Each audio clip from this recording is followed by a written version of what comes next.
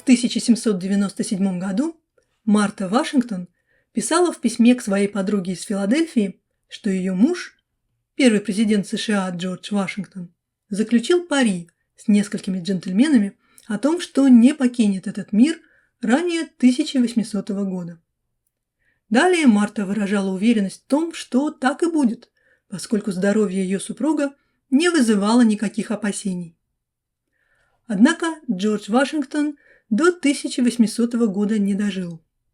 Он умер 14 декабря 1799 года, судя по всему, от острой кровопотери и простуды, подхваченной им всего за 48 часов до смерти. Пока вся нация оплакивала своего первого президента, один из его друзей не смирился с утратой и составил план его возвращения к жизни. Сегодняшний рассказ о том, как Джорджа Вашингтона чуть было не воскресили из мертвых.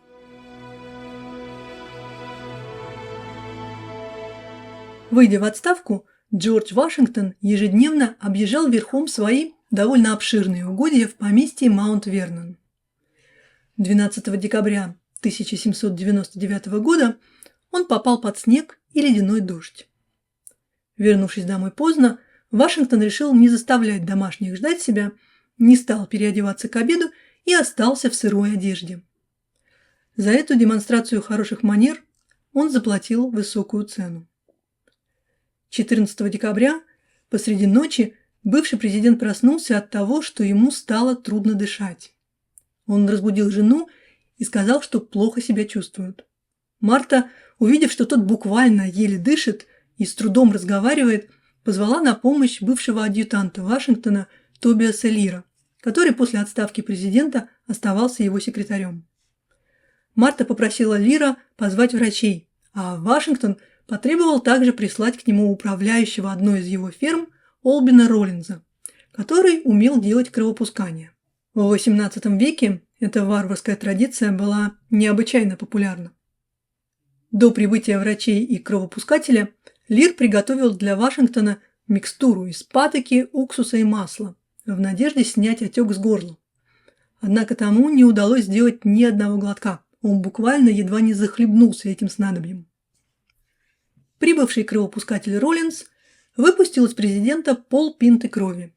Это примерно 250 мл. Такой граненый стаканчик. Как ни удивительно, горлу Вашингтона это облегчение не принесло. Тогда Лир предложил сделать теплый компресс на горло и подержать ноги в горячей воде. Но и это никак не помогло. Наконец приехал первый из врачей – Джеймс Крайг. Осмотрев президента, он предложил в качестве лекарства беспроигрышный вариант – шпанскую мушку. Шпанская мушка, Лита весикатория, это маленькое насекомое, похожее на жука, из которого врачи в XVIII, да и XIX веках делали порошок или мазь и наносили на кожу больного. В гемолимфе шпанской мушки содержится канторидин – вещество, вызывающее сильное раздражение кожи и образование волдырей. Это делалось якобы для того, чтобы отвлечь организм от основной болезни. Врачи того времени верили, что если тело будет активно бороться с раздражением на коже, это поможет ему также победить болезнь внутри. Более пикантное применение шпанская мушка находила в любовных снадобьях, так как считалась афродизиаком, по причине чего нередко случались непреднамеренные отравления неудачливых объектов любовного пыла. Но Вашингтону было не до жарких утех, так что ему порошок шпанской мушки нанесли на больное горло, точнее на шею в районе горла. Попутно Крайг сделал президенту еще 2 кровопускания. Вашингтону лучше не становилось. Приехали еще 2 врача. Вашингтону снова сделали кровопускание. Из записок Тобиаса Лира видно, что к этому времени из президента выкачали уже столько крови, что теперь она едва сочилась из раны. По мнению современных медиков, Вашингтон перед смертью лишился почти 40% общего объема крови. Все усилия врачей оказались напрасны. Джордж Вашингтон понял, что умирает. Он попросил жену найти в его письменном столе и принести заранее приготовленное завещание. Он также отдал распоряжение относительно своих бумаг и архива. Тогда же Вашингтон, как и многие его современники, опасавшиеся быть похороненным заживо, попросил своего секретаря пообещать не хоронить его по крайней мере 3 дня после смерти. Тобиас Лирт дал слово. Джордж Вашингтон скончался около 10 часов вечера 14 декабря 1799 года от сочетания бактериальной инфекции и излишнего кровопускания. Одним из врачей, которого позвали к постели больного Вашингтона, был доктор Уильям Торнтон, специалист по проведению трахеостомии, которая в XVIII веке считалась крайне опасной хирургической операцией. Однако Торнтон прибыл в Маунт-Вернон слишком поздно. Первого президента уже не было в живых. Следуя предсмертной воле Вашингтона, его тело положили на лед, чтобы похоронить через 3 дня.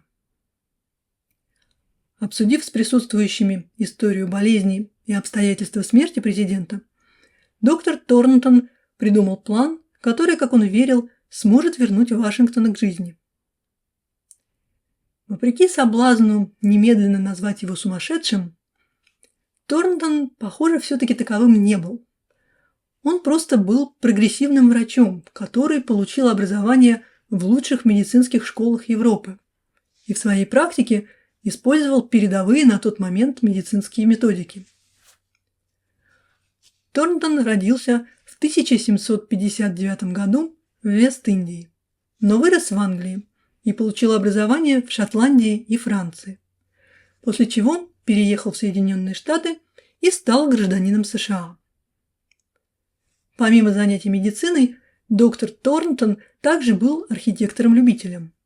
В истории он в первую очередь известен как архитектор, поскольку в 1793 году выиграл конкурс на проектирование ни много ни мало здания Капитолия США. Гонорар Торнтона составил $500. Это примерно 30 тысяч в пересчете на нынешние деньги. Торнтон также получил участок под застройку в столице и завел дружбу с первым президентом Америки. Торнтона позвали к умирающему Вашингтону как специалиста по трахеостомии. Но он также знал все, что к этому моменту было известно о переливании крови. За 100 лет до описываемых событий эксперименты с этой процедурой были признаны настолько опасными, что, к примеру, во Франции она была полностью запрещена. Но Торнтон верил, что переливание крови может помочь его плану сработать.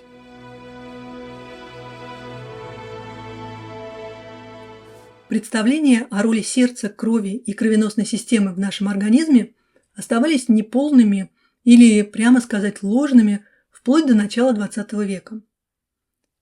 Древние египтяне описывали сердце как центр жизни. С их точки зрения это было логично, ведь сердце находится аккурат посередине человеческого тела. Оно считалось центром эмоций, средоточием интеллекта и эквивалентом души. Именно сердце взвешивали на суде Осириса, где подводился итог прожитой человеком жизни и определялась дальнейшая судьба его души. Мозгу египтяне уделяли значительно меньше внимания. Древние греки, развивая традиции египтян, ввели в обиход концепцию гуморальной медицины. Согласно ей, в теле необходим был баланс 4 жидкостей – крови, черной желчи, желтой желчи и флегмы. Все эти жидкости, включая кровь, по мнению древних греков, производились в печени, затем распределялись по телу и использовались организмом по мере надобности. Именно попыткой восстановить гуморальный баланс объяснялась необходимость кровопусканий. Несмотря на очевидное варварство, эта практика была популярна в течение почти 2000 лет. Кровопускания назначались в соответствии с фазами Луны и прочими подобными глупостями, не имевшими под собой никаких научных оснований. Они стали эквивалентом «дайте мне от головы» при любом недомогании. Погоди, я только сейчас лекарство возьму. Не знаю, может быть, коляску купим. Дайте мне от головы. Помните, Вашингтон позвал к себе специалиста по кровопусканиям, даже не дожидаясь прихода врача. Сам себе его прописал и отпустил без рецепта. О возможности переливания крови никто даже не задумывался до открытия, которое совершил в 20-х годах 17 века Уильям Харви или Гарвей, как принято произносить его фамилию на русском. Гарвей не просто сформулировал теорию кровообращения, он экспериментально доказал, что кровь действительно циркулирует по телу, а не расходуется организмом в ходе жизнедеятельности. Осознание того, что кровь движется по замкнутой системе и может быть транспортирована из одной части тела в другую, дало ученым идею о том, что в нее также можно что-то добавлять и разносить по всему организму. К этому времени в распоряжении врачей также уже были металлические инструменты, с помощью которых возможно было бы делать внутривенные вливания. Такое сочетание технологии и научной мысли вызвало настоящий шквал экспериментов. Ученые из Лондонского королевского общества первыми проверили гипотезу Гарвия. Сначала они, как водится, провели эксперименты на животных.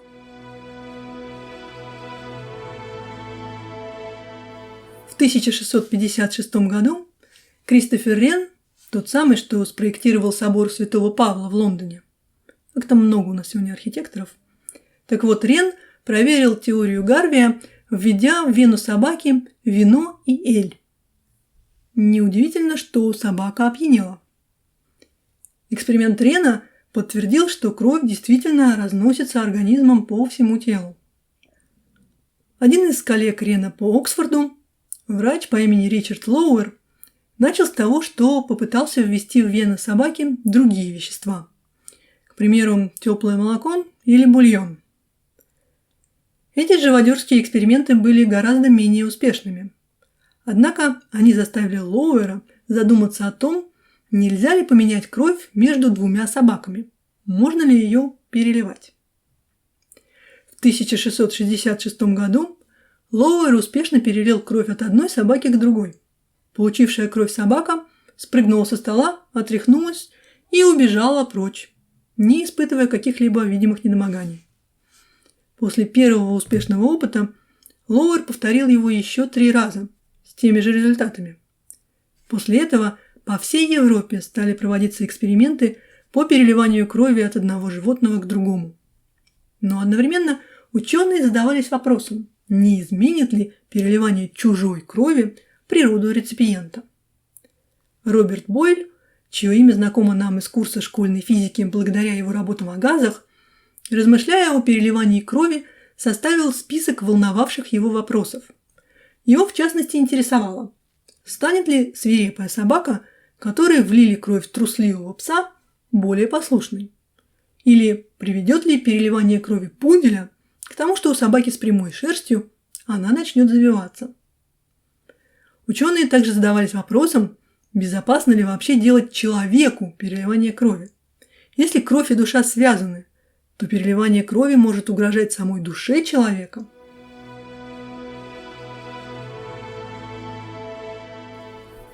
В это же время эксперименты с переливанием крови велись и по другую сторону Ла-Манша. В 1667 году французский врач Жан-Батист Дени сначала успешно освоил переливание крови между двумя собаками. Как истинный француз и любитель зрелищ, он проводил переливание крови на берегу Сены в Париже. На глазах разношерстной публики Дени переливал кровь сначала собакам, а почувствовав себя увереннее, принялся за людей. Дени сразу отказался от использования человеческой крови, заявив, что это варварство – сокращать жизнь одного человека, чтобы продлить жизнь другого.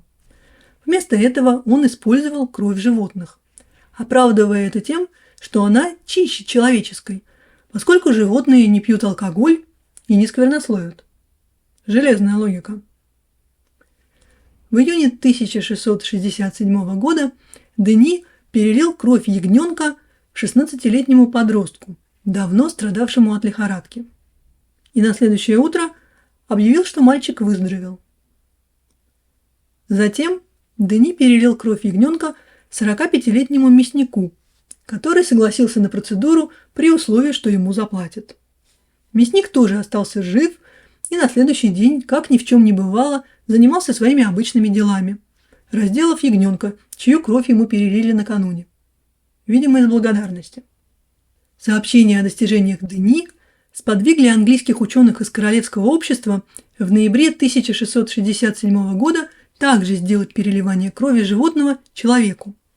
В качестве подопытного они выбрали Артура Когу.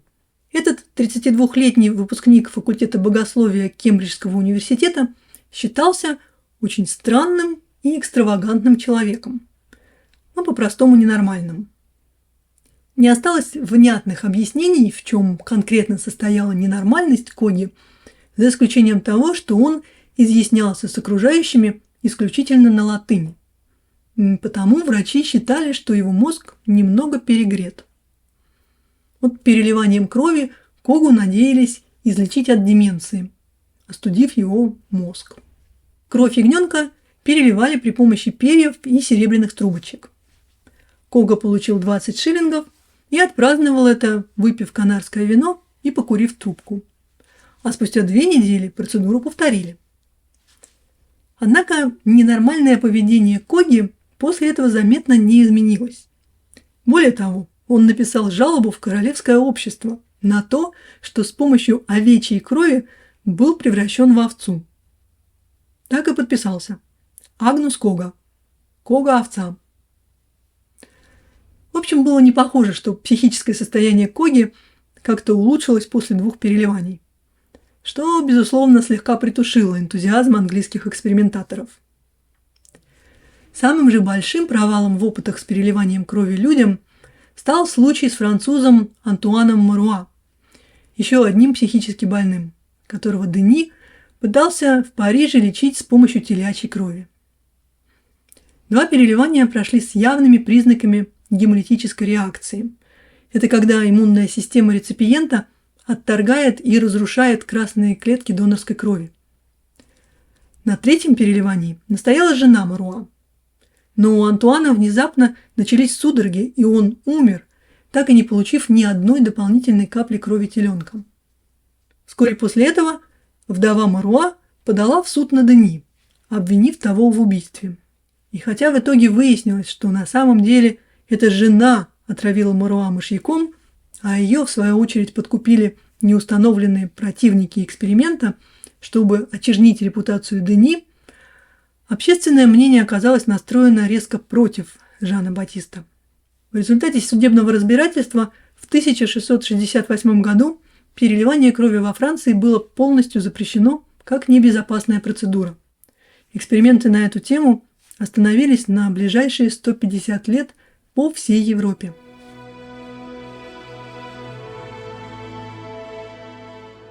Первая попытка переливания крови от человека к человеку была предпринята в 1818 году Джеймсом Бланделлом, акушером из Лондона, в качестве средства для борьбы с послеродовыми кровотечениями. В половине случаев действия Бланделла приводили к фатальному исходу.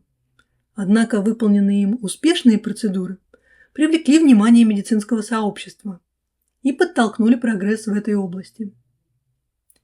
Важнейшим достижением следующего столетия стало открытие системы групп крови ABO. Австрийский врач Карл Ландштейнер в 1901 году выявил 3 типа крови, которые он назвал А, Б и С. Группа А имела 1 тип антигена, группа Б – другой, а группа С, которая позже была переименована в О, не имела антигенов. Группа АБ, которая содержит антигены как группы А, так и группы Б, была обнаружена позднее. За исследование групп крови Ландштейнер в 1930 году получил Нобелевскую премию по медицине. Стоило разгадать эту часть головоломки, как наука начала быстро развиваться, особенно активно в периоды 2 мировых войн. Разрабатывались новые безопасные способы переливания крови и улучшались методы ее хранения и консервации, что решило проблему необходимости нахождения донора и реципиента в одной физической точке. Первый в мире банк крови был создан в Ленинграде в 1932 году. Согласно данным Всемирной организации здравоохранения, ежегодно в мире проводится 120 миллионов переливаний крови и ее компонентов. Но мы с вами забежали далеко вперед. Давайте вернемся в 1799 год, где Уильям Торнтон смотрит на холодное и безжизненное тело Джорджа Вашингтона. Будучи врачом, который, безусловно, читал об опытах с переливанием крови животных в XVII веке, Торнтон предложил очень логичный с точки зрения медицинских знаний того времени способ вернуть Вашингтона к жизни. Вот как он рассуждал. Вашингтон умер от нехватки воздуха, потери крови, а затем его тело положили на лед. Торнтон резонно предположил, что стоит устранить все эти причины, и президент оживет. Сначала он собирался погрузить тело президента в холодную воду, затем завернуть его в одеяло и как следует растереть, чтобы согреть. Торнтон полагал, что такое постепенное повышение температуры приведет в рабочее состояние холодные кровеносные сосуды президента. После согревания тела Торнтон намеревался провести трахеостомию. В XVIII веке эта процедура считалась рискованной, однако на неживом человеке выполнить ее было бы легче. Через отверстие в трахее Торнтон собирался наполнить легкие Джорджа Вашингтона воздухом, симулируя дыхание. И, наконец, подобно Лоуэру и Дени за 1,5 века до него, он собирался перелить Вашингтону кровь ягненка, чтобы восполнить кровопотерю и оживить его. Каким бы безумным сейчас ни казался нам план Торнтона, в основных моментах он мало чем отличается от современных принципов сердечно-легочной реанимации. Разумеется, за исключением того факта, что к этому времени мозг Джорджа Вашингтона уже слишком долго находился без кислорода, чему даже современная медицина не смогла бы помочь. Ну и с кровью ягненка там не очень. С точки зрения же XVIII века, это был невероятно амбициозный план на грани безумия и гениальности. Торнтон искренне верил в успех и даже спустя десятилетия продолжал утверждать, что его методы могли бы сработать, если бы ему позволили их применить. Однако семья Вашингтона отказалась от этого необычного предложения, решив, что их муж и отец после смерти заслуживают покоя и вечной славы, а не участия в сомнительном эксперименте. И хотя план Торнтона так и не был реализован, история о том, как Джордж Вашингтон чуть было не вернулся к жизни, до сих пор вызывает восхищение.